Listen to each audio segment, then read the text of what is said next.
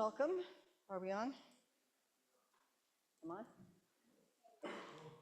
Welcome to the NUUC Unitarian Universalist Congregation.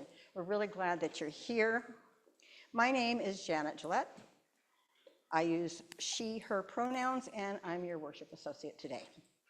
This is a come as you are congregation. You are welcome just as you are. I want to extend a special welcome to any visitors. Any visitors?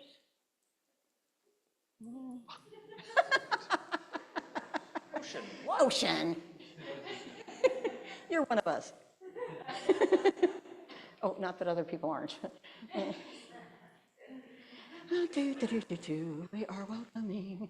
Okay, we'd love to stay connected, so if you didn't, and you're a visitor, which apparently nobody is, sign up back there.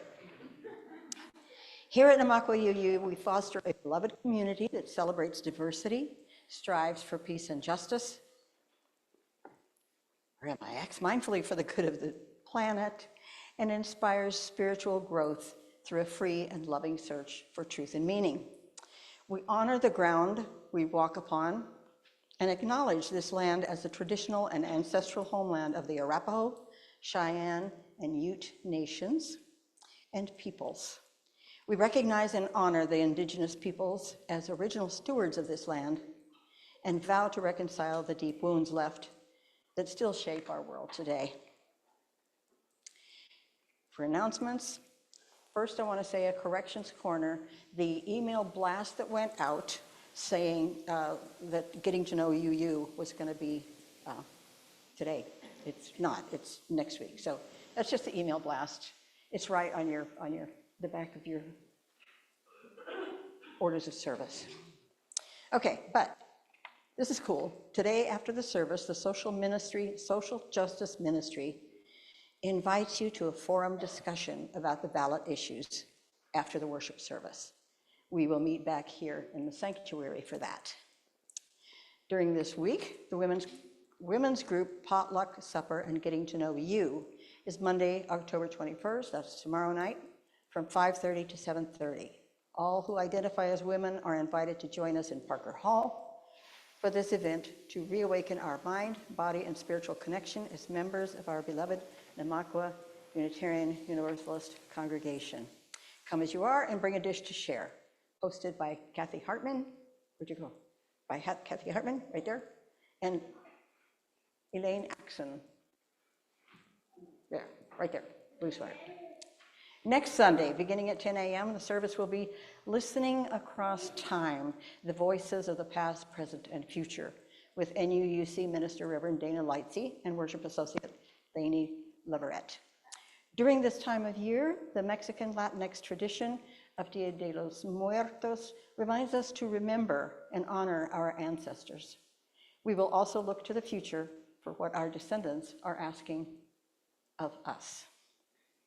You are invited to bring a photo or memento of your ancestors for our altar as we remember loved ones who are no longer with us. There's Our Whole Lives, the OWL program, Zoom information session on Tuesday, October 29th from 7 to 8 p.m. If you have a child or grandchild in grades 7 to 9, we hope you'll join us for a short informational session to learn about our whole lives, a comprehensive sexuality education class that we're offering in January. We're collaborating with Loveland's UCC congregation to offer this great program. Join us via Zoom to discuss the program and review a tentative schedule for the grades 7 to 9. We will send the Zoom link to those that register. To register, please contact Janet, NUUCDRE@gmail.com. These announcements are probably on the back of your order service, yeah? So join us for a coffee hour after the service today. You all know where it is. For joys and concerns, if you have a brief personal joy or sorrow you would like to share in today's service, but you don't want to come to the mic, please write it down on the form to be collected by the ushers during the offering. Now I'd like to invite Norma Fox up to talk about the fundraiser.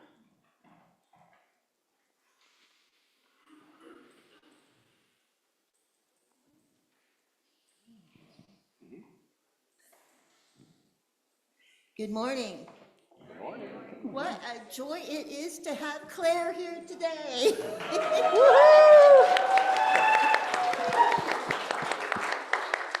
And I'll be brief so we can get back to Claire and Janet.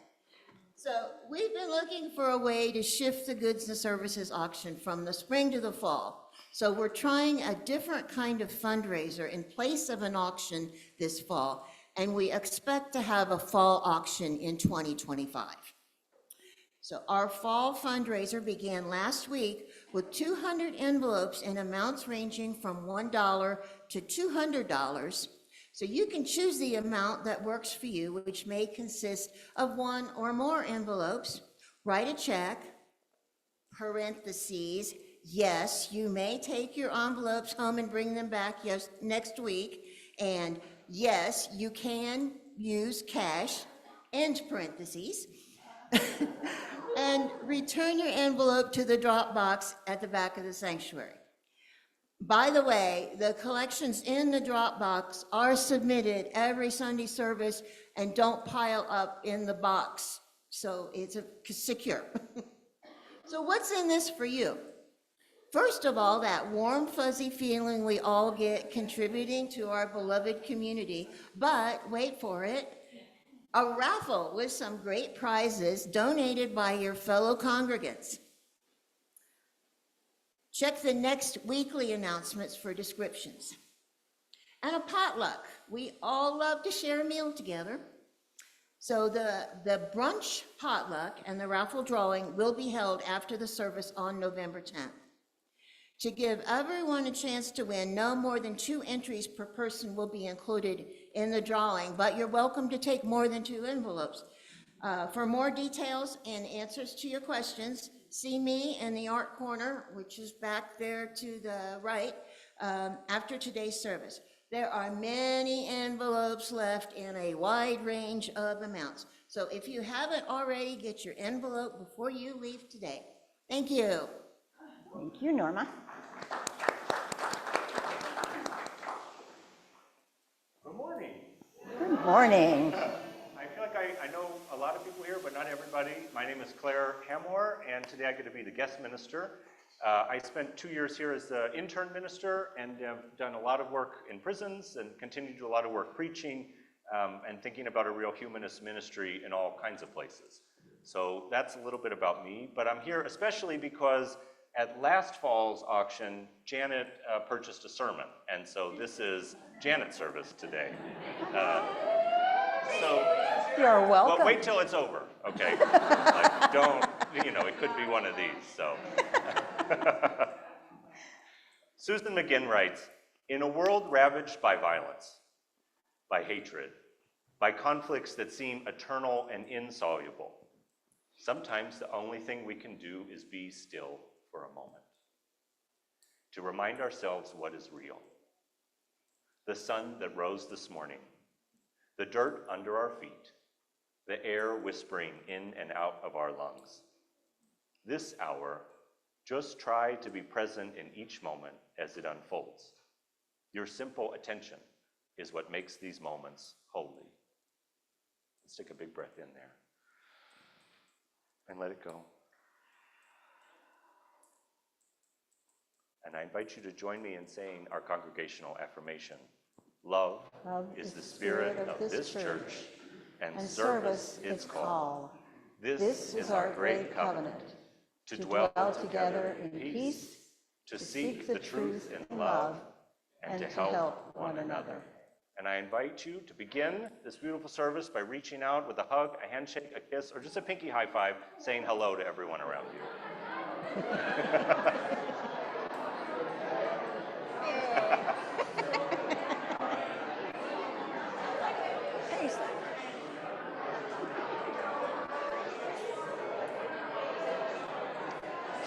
I'll chime us back in. That's a good idea.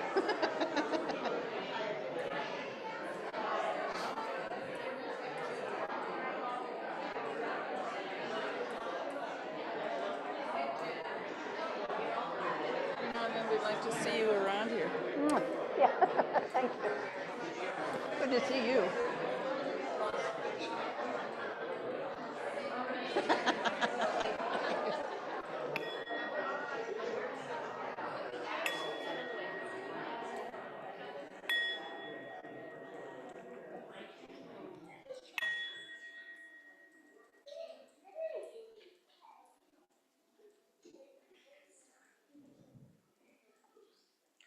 So picture this.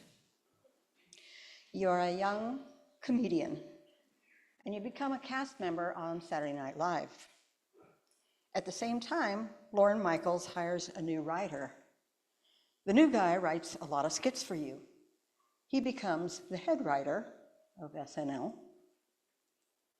and your popularity rises. You become best friends and remain close for decades. Then one day, you get an email from him announcing that he is transitioning to a woman. A new Netflix documentary tells the story of Will Ferrell and his best friend, Andrew Steele. Now, Harper Steele, she's not sure what her old friend will think of her and say to her. At the same time, Will is taken by surprise and worries what he can ask her or say to her. He decides to meet this challenge head on and proposes a cross-country trip to figure out what this means for each of them and their friendship. They search themselves for their true feelings first. They ask one another difficult questions and listen deeply to one another's stories. What follows is a joyful, touching, funny, and traumatic, sensitive portrait of honesty and love. NUUC is a certified welcoming congregation. It took us like 3 years to get this all together. In order to retain this prestigious status, we need to constantly be learning and reaffirming our commitment to understanding and empathizing with people on the fringes of society and letting them know that they are safe with us. As a part of our continuing education, we will soon experience the documentary Will and Harper together here at NUUC. And we light this chalice as a symbol of the light we wish to bring into the world so that all can see that we need one another and are stronger and safer together.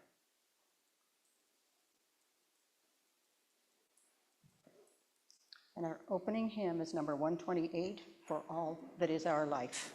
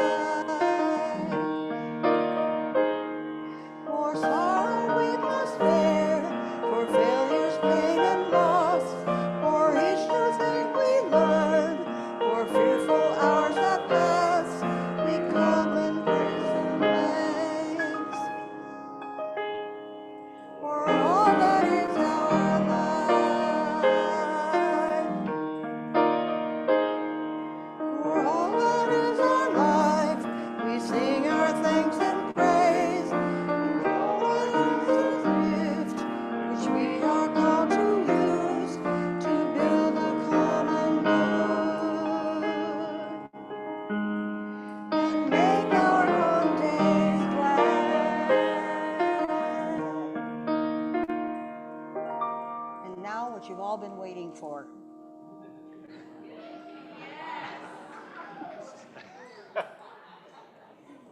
If there are any young people want to come closer to see better, you're welcome to come up.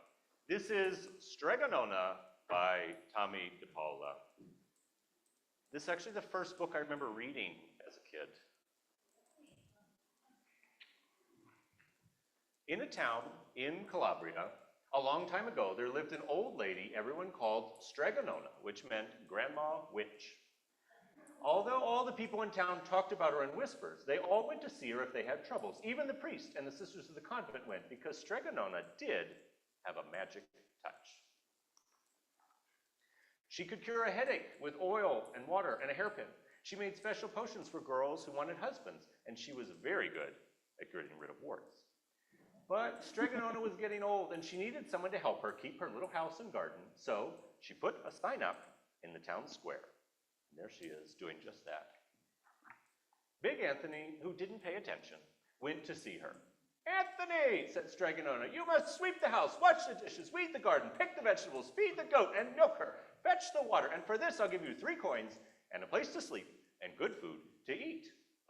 "Grazie," said Big Anthony. "The one thing you must never do is touch the pasta pot. It is very valuable, and I don't want anyone to touch it." "Oh, see, yes," said Big Anthony. And so the days went by. And Big Anthony did his work for Stregonona, and he met the people who came to see her for headaches and husbands and warts.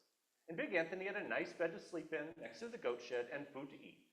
But one day, when Big Anthony was milking the goat, he heard Stregonona singing. Peeking in the window, he saw Stregonona standing over the pot. She sang, "Bubble, bubble, pasta pot, boil me some pasta nice and hot. I'm hungry and it's time to sup. Boil enough pasta to fill me up." And the pasta pot bubbled and boiled and suddenly filled with steaming hot pasta. Then Stregonona sang, "Enough, enough, pasta pot. I've had my pasta nice and hot, so simmer down my pot of clay until I'm hungry another day." "How wonderful," said Big Anthony. "That's a magic pot for sure." And Stregonona called Big Anthony in for supper. But too bad for Big Anthony, because he didn't get to see Stregonona blow 3 kisses to the magic pot. This is what happened next. The next day, when Big Anthony went to the town square to fetch the water, he told everyone about the pasta pot. And naturally, everyone laughed at him because it sounded pretty silly. "A pot that cooked by itself? You better confess to the priest, Big Anthony," they said. "Such a lie." And Big Anthony was angry that he wasn't going to be everything he said he was. "I'll show them," he said to himself. "Someday, I'll get the pasta pot and make it cook, and they'll be sorry." Well, that day came sooner than even Big Anthony had thought. Because 2 days later, Stregonona said to Big Anthony, "Anthony, I must go over the mountain to the next town to meet Stregona Amelia. Sweep the house, feed the garden, weed the goat, milk her for your lunch. There's bread and cheese in the cupboard. And remember, don't touch the pasta pot." "Oh, yes, yes," Stregonona said Big Anthony, but inside he was thinking, "My chance has come." And soon, Stregonona was out of sight. Big Anthony went inside and pulled the pasta pot off the shelf and put it on the floor. "Now let's see if I can remember the words," said Big Anthony. "Bubble, bubble, pasta pot, boil me some pasta nice and hot. I'm hungry and it's time to sup. Boil me enough to fill me up." And sure enough, the pot bubbled and boiled and began to fill up with pasta. "Aha!" said Big Anthony, and he ran to the town square, jumped on the fountain, and shouted, "Get forks, plates, platters, and bowls. Pasta for everyone at Stregonona's house." Big Anthony made the pasta pot work. Of course, everyone laughed, but they ran home, and they got their forks and their plates and their bowls. And sure enough, when they got to Stregonona's, the pasta pot was so full, it was beginning to overflow. Big Anthony was a hero. He scooped out pasta and filled the plates and platters. There was more than enough for all the townspeople, including the priests and the sisters of the convent, and some people came back for 2 and 3 helpings, but the pasta pot was never empty. When they all had their fill, Big Anthony sang, "Enough, enough, my pasta pot. I've had my pasta nice and hot, so simmer down my pot of clay until I'm hungry another day." But alas, he did not blow 3 kisses. He went outside to the applause of the crowd. Can we hear the applause of the crowd? Yay! And Big Anthony took a bow. He was so busy listening to compliments from everyone that he didn't even notice the pasta was still boiling, until a sister from the convent said, "Big Anthony, look!" And pasta was pouring out the door, over the floor of Stregonona's house. It was coming toward him. Big Anthony rushed and shouted the magic words again, but the pasta pot kept bubbling. He took the pot off the floor, but the pasta kept pouring out of it. He grabbed a cover and put it on top of the pot and sat on it, but the pasta raised Big Anthony as well and spilled all over Stregonona's house. "Stop!" yelled Big Anthony, but the pasta didn't care. It kept going, and if someone hadn't grabbed Big Anthony, the pasta would have covered him up. It all but filled the little house. Out the windows, through the doors came the pasta, and the pot just kept right on bubbling. The townspeople began to worry. Do something, Big Anthony, they shouted. Big Anthony sang the magic song again, but without 3 kisses, it was no good. By this time, the pasta was on its way down the road, and the people were running to keep ahead of it. We must protect our town from the pasta, shouted the mayor. Get mattresses, tables, doors, anything, make a barricade. But that didn't even work. The pasta kept bubbling, and the pasta kept coming. We're lost, the people said, and the priests and sisters of the convent began to pray. The pasta will cover our town, they cried. And it certainly would have, had Stregonona not come down the road from her visit. She didn't have to look twice to know exactly what had happened. She sang the magic song and blew 3 kisses, and with a sputter, the pot stopped boiling, and the pasta came to a halt. Oh, grazie, thank you, Stregonona, the people cried. But then they turned on Big Anthony. String him up, the men of the town shouted. Now wait, said Stregonona, the punishment must fit the crime. And she took a fork from a lady standing nearby and handed it to Big Anthony. All right, Anthony, you wanted pasta from the magic pot, Stregonona said, and I want to sleep in my little bed tonight. So start eating. And he did. Poor Big Anthony. And there he is with a huge belly, getting closer and closer to finishing the pasta. And there he is, looking awfully sad on the outside of the house as Stregonona sleeps in her little bed.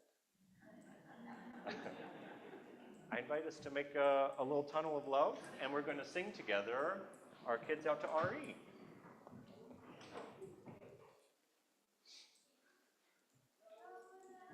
Please go.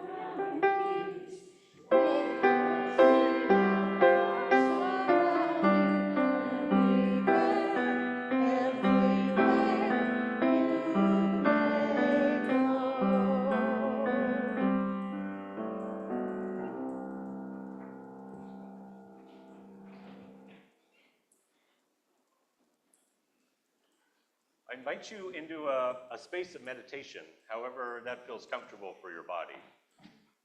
And if it feels good to let your eyes be closed, go for that, or just look down if that's the mood.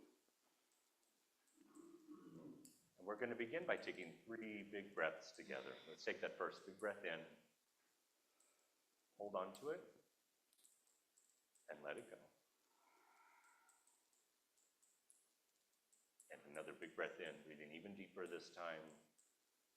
Hold on to it and let it go.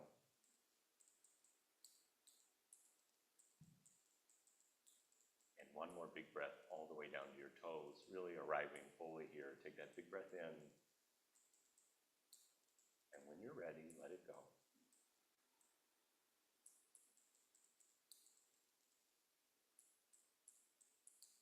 Jack Kornfield writes, if your compassion doesn't include yourself, it's incomplete. If your compassion doesn't include yourself, it's incomplete. And I invite you to breathe as you're comfortable and to be settled in your seat. And if you're anything like me watching the news, you feel a lot like Big Anthony at the end of the story, stuffed, very uncomfortable, full, and worried about all the compassion you should be giving out to the world. But in this moment, I invite you to give yourself a little bit of that compassionate love. I invite you to take your right hand and move it over to place it on top of your heart.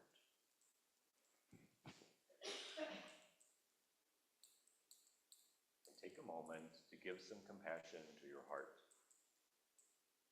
to feel it beating with gratitude, and to give yourself some tender care right there.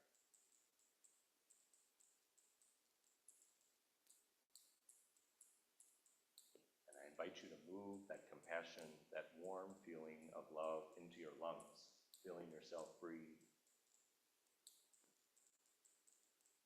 With each breath in, each breath out, giving yourself that compassion and care.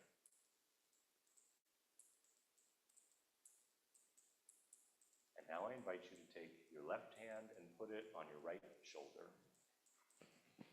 giving yourself a hug, holding your heart, holding your shoulder, and bringing your awareness to all the other parts of you that need some care this morning.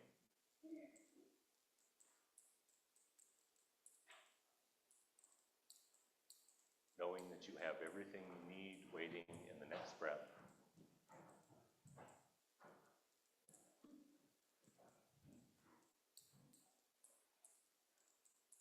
And when you're ready, give yourself a little squeeze, holding your heart closer, pulling your shoulder closer, and giving yourself some gratitude for showing up this morning,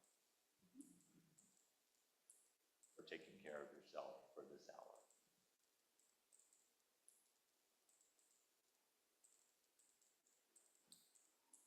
And let's take one more big breath in together. And let it go. When you're ready, I invite you to let your eyes flutter open. Take your hands out of this hug, just to touch the fingers of someone next to you. To remind ourselves that compassion for ourselves is only as good as the compassion we have for everyone around us. Let's take one more big breath in. And let it go.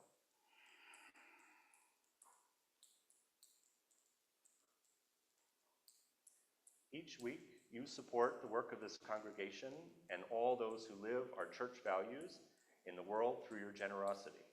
In addition to supporting the church, half of your donations support a local nonprofit organization helping to make a difference beyond our walls. And during September and October, we're giving to Friends of the Loveland Library as part of our shared values to work to be diverse, multicultural, beloved communities where we all thrive. Please give generously.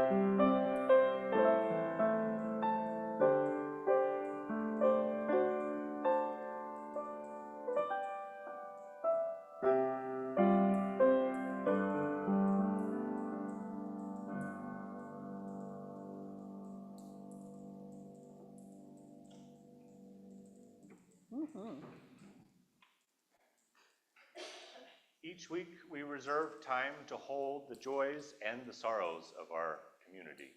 This is, I think, one of the best ways to be in community is by listening to each other. So there is a microphone here. If you're on Zoom and you put something in the chat, then we'll get that out. If you wrote something on a card, I see we're looking at those right now. And after we hear from each person, today I'm going to invite us to just give a heartbeat back to them.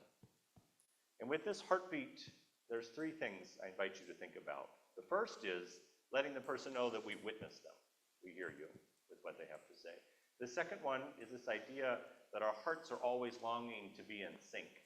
If you take heart cells from two different hearts and you put them in a petri dish together, they find a way to have a common rhythm. We're longing to do that. Sometimes it happens in a long hug, even. And the third is a reminder that our hearts can grow with compassion with every beat.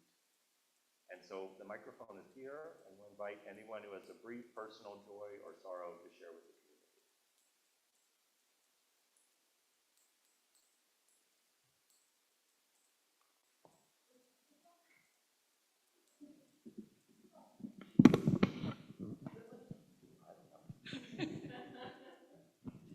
So, Joy, my 57-year-old daughter was sworn in as a Foreign Service Officer on Friday. And assuming that she survives the last bit of her training, which includes jumping out of a helicopter, she will go to Fiji to take up her appointment there for 2 years just after the new year. Oh, cool. Congratulations.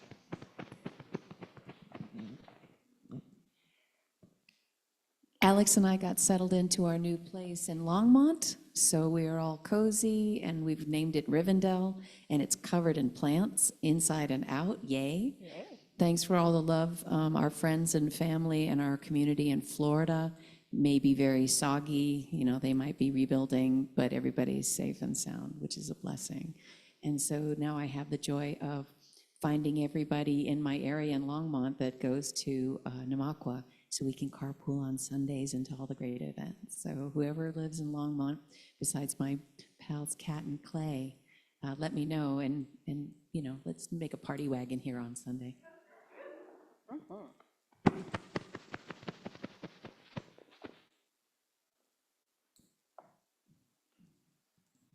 Thank you. Yeah, I just wanted to, again, express so much gratitude for this community and the way that you have supported Clay and I as we've moved in Longmont, and pastoral care and Kathy coming to visit just has been really, really lovely. And now we have Tam, who is painting our studio because we've painted so many rooms and we could not paint anymore. And who do you call when you just can't paint anymore? You call Tam. And we're really excited. In a couple weeks, we're going to be having a housewarming on Sunday, November 3rd. And so we'll have details for you, but we'd love all of our community to come, and we'll feed you and have a good time.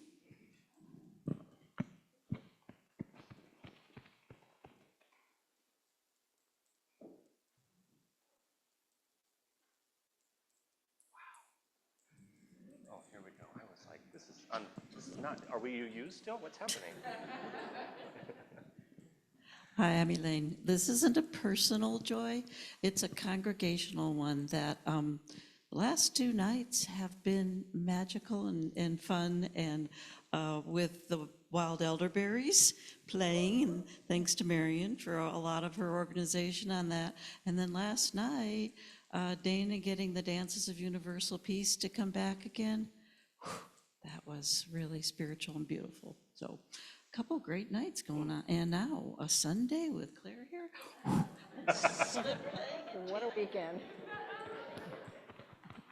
What a weekend. I'm just passing on something that Fran shared with me this morning for those of you who came from Foothills.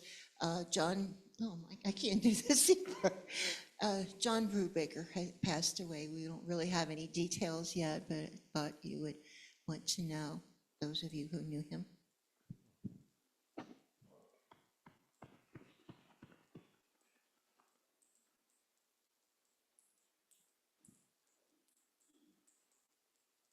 Anybody on Zoom? Anyone on Zoom? We have one from Marcia, and she says, "Greetings from Apache Junction, Arizona, where John and I will be staying for the winter." Just wanted to share that.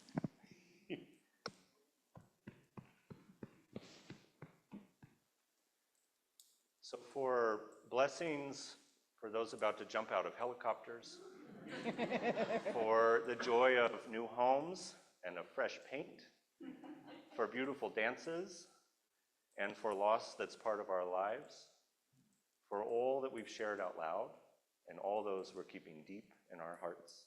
Let's give one more heartbeat.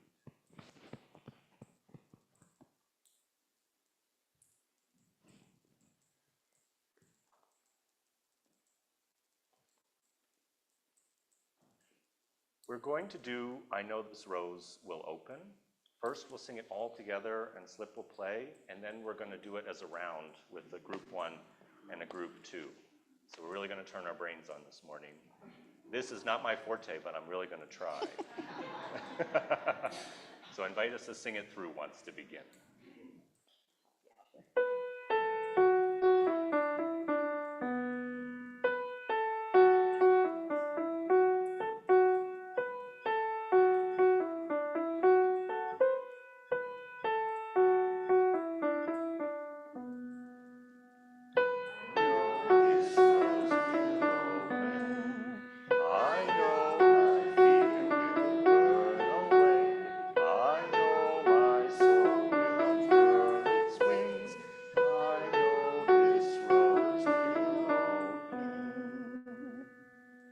So we'll start here. Right after we hear Rose, I'll cue you in, and then we'll go through it 3 times, and then we'll just let it fade out on its own. Let's take a big breath for confidence. And here we go.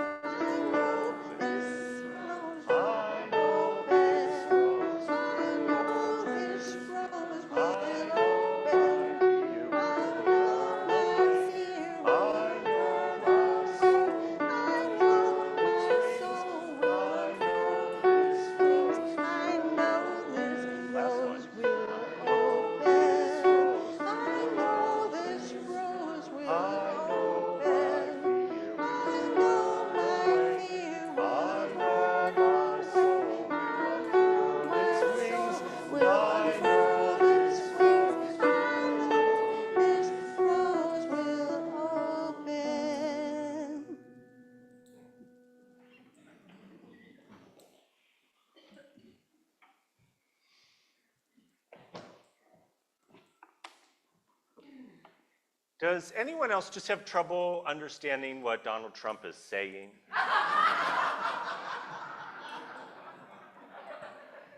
I mean, I've tried listening to him. I keep hearing, just listen to what he's saying. He has the kind of attitude that says, listen up, I've got the most important thing to say, and you're never going to hear anything better. But I can't make his words make a whole lot of sense. I find myself tuning him out after a few sentences. It's kind of like reading an ink blot test. You get out of it what you came in with. The New York Times did an analysis of his speeches since 2015, and they found that he speaks at a 4th grade level. His grade school rhetoric is actually the lowest of the previous 15 presidents. Even George W. Bush was 3 grades higher.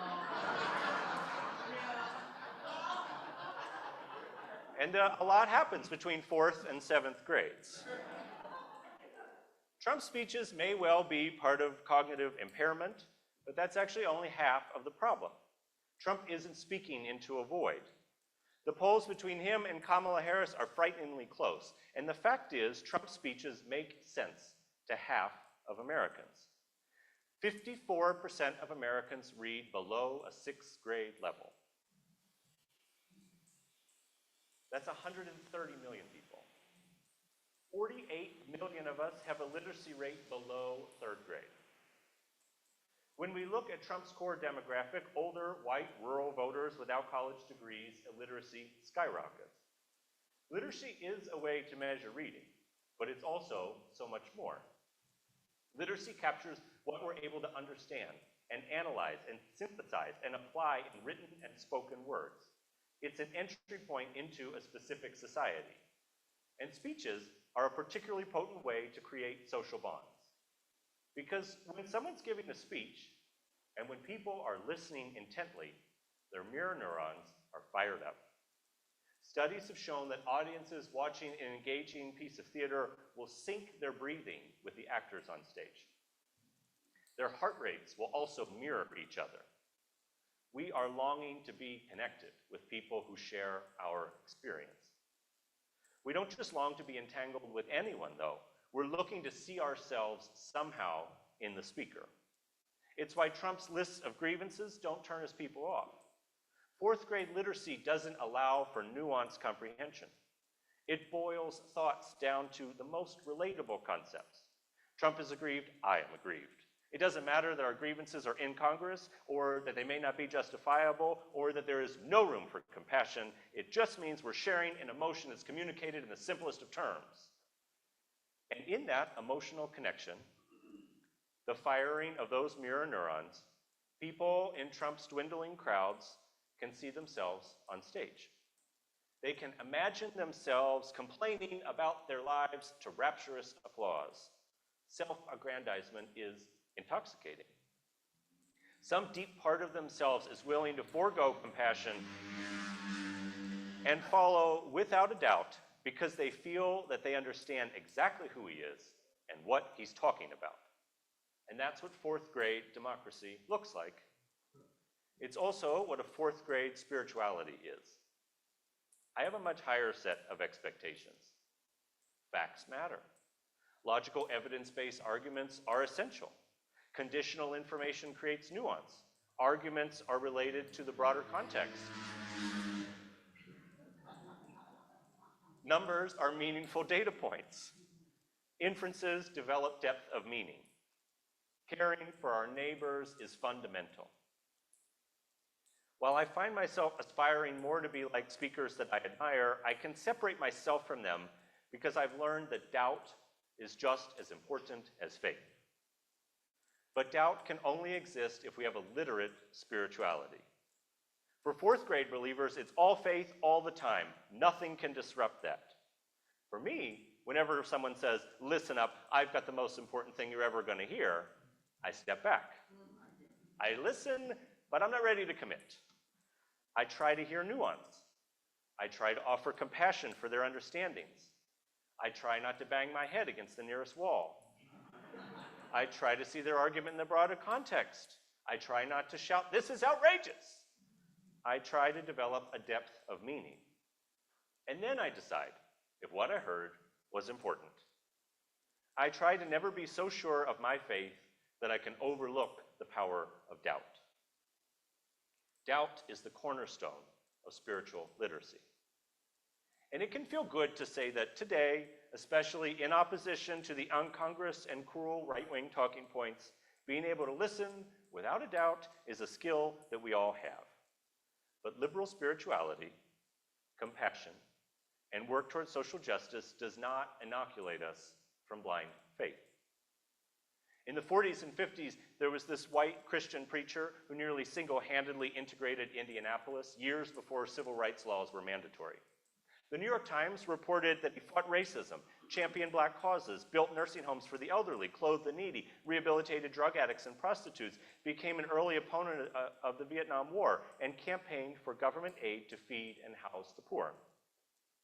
In 1978, he led one of the largest mass murders and suicides in world history. The early followers of Jim Jones were deeply committed to social progress. But work toward social progress became work toward financial and spiritual power for a cult leader. As he aged, Jim Jones's speeches got more and more off script. A close friend's cousin was part of the People's Temple when they were in California, and she recalled her decision to leave in the night.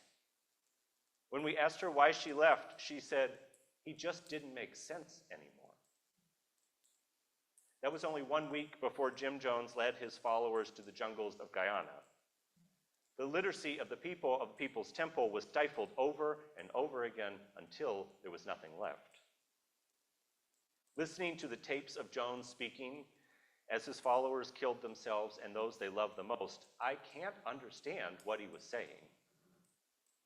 But to those people, so enraptured by their leader, so deprived of doubt and complicated thinking, to them, his final speech made sense. It's not difficult to fall prey to unchecked faith. Sometimes I get it. I look at the friends I grew up with, I look at my family, I think of the black and white messages I heard as a child about God and religion and culture wars. I think about the ways compassion and nuance are laughed at because they're just too complicated. And sometimes I kind of wish my life was that easy. Sometimes I want to be told to listen up, and I want to be told exactly how to live my life. Every time I read the news, I'm reminded that carrying around doubt while trying to keep some sense of faith in the power of compassion is really hard work. Witnessing our current 4th grade election cycle has been disheartening, but it's not entirely new to me. I've been working with people in prison for the last 13 years. Over 70% of people who are incarcerated in the United States have a 4th grade literacy level or below. Most people inside score basic or below basic in literacy and numeracy. That means it's very difficult to decipher facts, to navigate data, to understand inferences. Those are the same skills Trump struggles with each time he speaks. This week, a political survey, the biggest one ever done in the United States, of 54,000 people incarcerated, was released. In a matchup between Donald Trump and Kamala Harris, people in prison overwhelmingly voted for Donald Trump. His strongest base is made up of white men without a college degree. Much like their peers on the outside, I don't think they chose Trump because of his incoherent policies. I think it's because he speaks at a level that makes sense to them, even if sense seems to be anywhere but in his speeches. Being the gatekeeper of sense comes with a feeling of superiority that is born of outrage and intelligence. It can be easy to look down on people of faith who don't leave room for doubt or complicated thinking. But being part of this living tradition, being spiritually literate, being a UU in the world today means that again and again, we will find ways to look people in the eyes and to learn alongside them. If we're a faith that has a welcome table, we have to set it for everyone. There's no kids' table. There's no one outside the circle of love. If our liberal religious tradition is going to survive, if our democracy is going to survive, we have to teach people to be more literate. But good teaching doesn't come from being told to listen up. Strega Nona learned that. Good teaching is about creating a container where people can learn, because learning happens in the doing. Big Anthony figured that out the hard way. Now it's our turn. It's our turn to listen closely even when the words don't make sense. It's our turn to build a more literate world, because justice can't happen if we don't understand each other. In my time working inside, along with people who have low literacy, I've learned 2 key tools that might be helpful. To be spiritually literate, we have to be open to all types of experiences, especially doubt. Doubt about our own self-assuredness, doubt about our faith. Doubt doesn't undermine faith. It creates an opportunity for us to see the contours of our beliefs in a bigger context. So no matter how much you've read, no matter how assured you are in your beliefs, the moment you set yourself above someone else, we're no longer at the welcome table.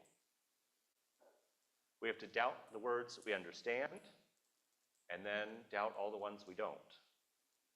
And when doubt wears us down, When we need something to hold on to, I say choose compassion, because it brings us closer into relationship with one another. The Buddhist teacher Pema Chodron writes, compassion is not a relationship between the healer and the wounded. It's a relationship between equals. Compassion becomes real when we recognize our shared humanity. Compassion is a value that I've tried over and over again to live in my work and with people on the inside and in my relationships and in the way I care for myself. I've learned that compassion is a healing balm.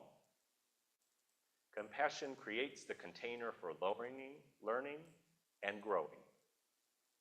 It's an action that can be understood by everyone, no matter how literate. I hope that today we can struggle together to understand what it means to grow out of a fourth grade faith and into one that's nourished by doubt and compassion. May it be so.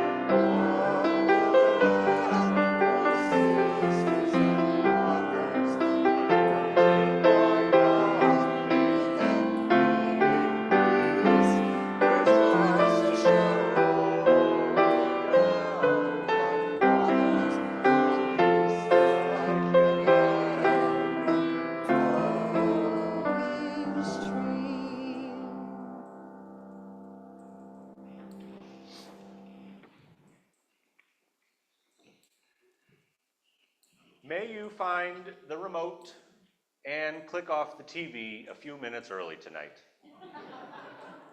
And as the talking heads disappear into the silence, drop the clicker and put your hand to your heart.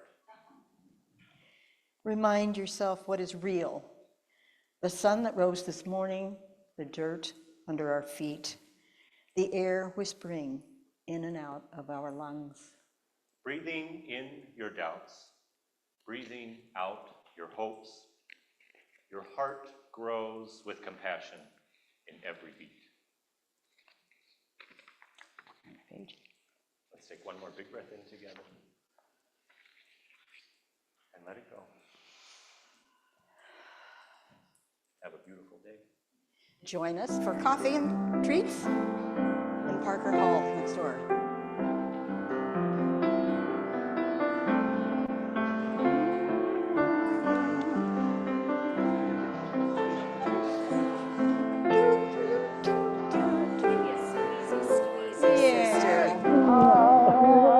Oh, Thank good. you, thank you, thank you.